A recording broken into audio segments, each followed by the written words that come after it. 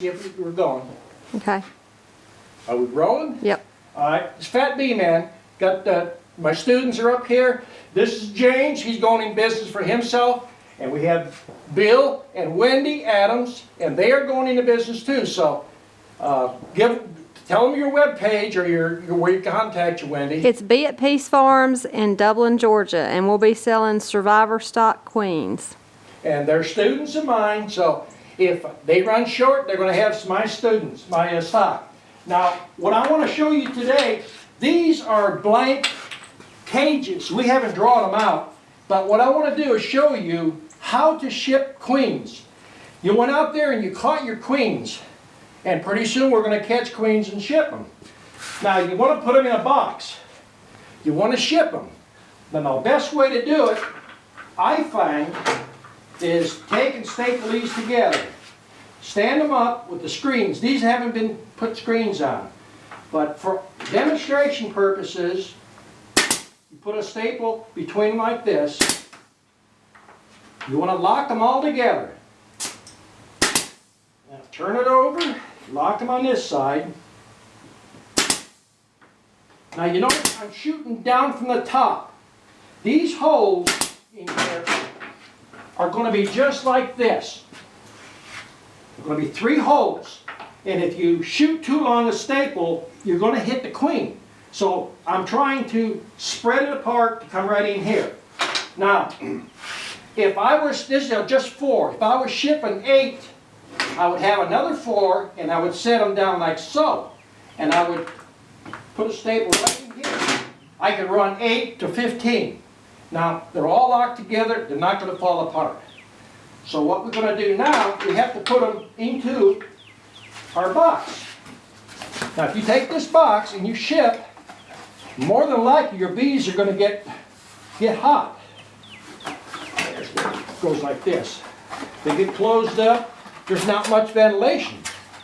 So Don, being cheap as he is, I made my own cork punch and hole punch.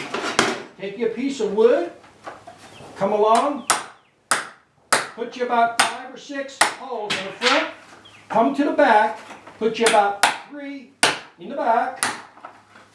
On the other side, put you about 6 there.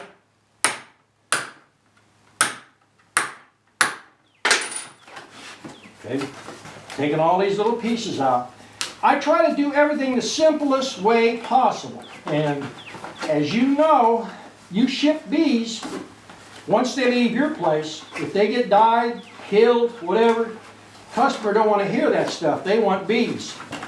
Since I've been doing this, I don't lose any. And by using priority mail, the bees are insured.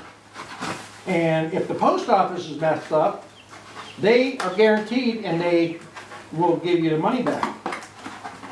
All right, we got them all out. Now the next thing is if you put these, let me get this off here before I kill myself.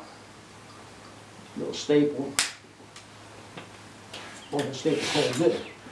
Now if you put this in the box, this is what a lot of people do.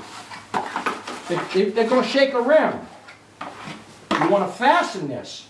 You can use a hot glue gun, put your glue across the back, stick it to the lid, just like so. That works good, but if you don't have a hot gun, you could take a desktop stapler.